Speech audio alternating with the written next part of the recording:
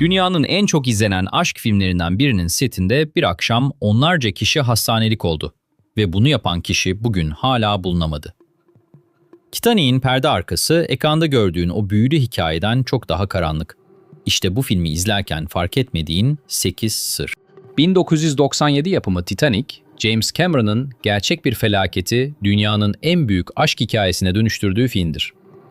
Ama onu efsane yapan şey sadece perdede olanlar değildi. Asıl çılgınlık kameranın arkasındaydı.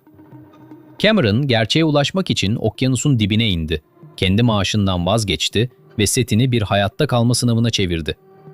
İşte tahmin bile edemeyeceğin o 8 sır. Filmin en büyük gizemi perdede değil, mutfakta yaşandı. 1996 yazında Kanada'nın Nova Scotia kıyısında bugünkü zamanı anlatan sahneler çekilirken, akşam yemeğindeki deniz mahsullü çorbaya birileri melek tozu denen güçlü bir uyuşturucu kattı.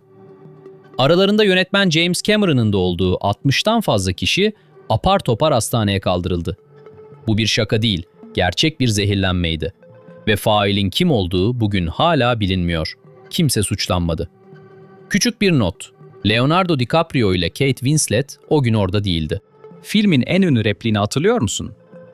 Jack'in geminin burnunda kollarını açıp "Ben dünyanın kralıyım" diye haykırdığı an. O söz senaryoda hiç yoktu. Cameron bir vinç sepetinde gün ışığını kaybederken denediği bütün cümleler tutmamıştı. Son anda telsizden Leonardo DiCaprio'ya bu repliği fısıldadı. DiCaprio önce "Ne?" diye şaşırdı ama sonra o kadar içten haykırdı ki o doğaçlama an sinema tarihine kazındı. Rose'un o meşhur çıplak eskizini kim çizdi sanıyorsun? Jack'i oynayan DiCaprio değil. O yakın çekimde kağıdın üzerinde gezinen el bizzat yönetmen James Cameron'a ait. DiCaprio çizimi kopyalamayı denedi ama beceremedi. Cameron da devreye girdi. Dahası Cameron solak olduğu için eskizi ters yönde çizdi. Sahne sonradan aynalanıp düzeltildi. Ve unutma, o çekimde Kate Winslet aslında mayo giyiyordu. Filmin açılışında gördüğün o batık gemi görüntüsü bir maket ya da bilgisayar efekti değil. Gerçek Titanic enkazı. Cameron 1995'te bir Rus araştırma gemisi ve 2 küçük denizaltıyla Atlas Okyanusu'nun dibine gerçek enkaza tam 12 kez daldı. Filmi çekebilmek için önce okyanusun yaklaşık 3,5 kilometre altındaki asıl gemiyi kendi gözleriyle gördü. Gemi batarken yatakta birbirine sarılan o yaşlı çifti hatırlıyor musun? O sahne uydurma değil, gerçek yolcular Isidore ve Ida Strauss'tan esinlenildi. Isidore, ünlü Macy's mağazasının ortaklarından ve eski bir Amerikan Kongre üyesiydi. O gece Ida'ya bir cankurtaran botunda yer açıldı. Ama o binmeyi reddetti ve kocasına şöyle dedi: "Sen nereye gidersen ben de oraya." İkisi de birlikte kalmayı, sonuna kadar yan yana durmayı seçti. Filmin sonunda hikayeyi anlatan yaşlı Rose'u canlandıran Gloria Stewart, bu rolle 87 yaşında tarihin en yaşlı Oscar adayı oyuncusu oldu. İşin şaşırtıcı yanı şu: Gloria 1910 doğumluydu. Yani gerçek Titanic 1912'de battığında o daha bebekti. Ama bu dünyada yaşıyordu. Felaketi ekranda canlandıran kadın, o felaketle aynı çağa solumuştu. Kate Winslet için bu film neredeyse ölümle biten bir çileydi. Cameron, elbisenin suda vücuda yapışmasını istediği için ona dalgıç kıyafeti giydirmedi. Winslet de reddedince buz gibi sudan hipotermi geçirdi.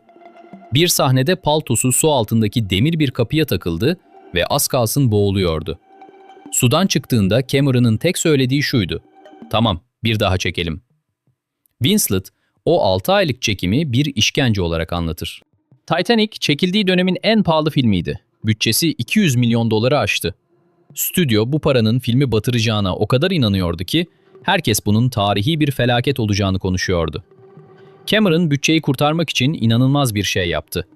Kendi yönetmenlik ücretinden ve gişeden alacağı yüzde payından vazgeçti. Yani film batarsa cebine tek kuruş girmeyecekti. Sonuç, Titanic 2 milyar doları aşan ilk film oldu. Ve işte asıl sır bu.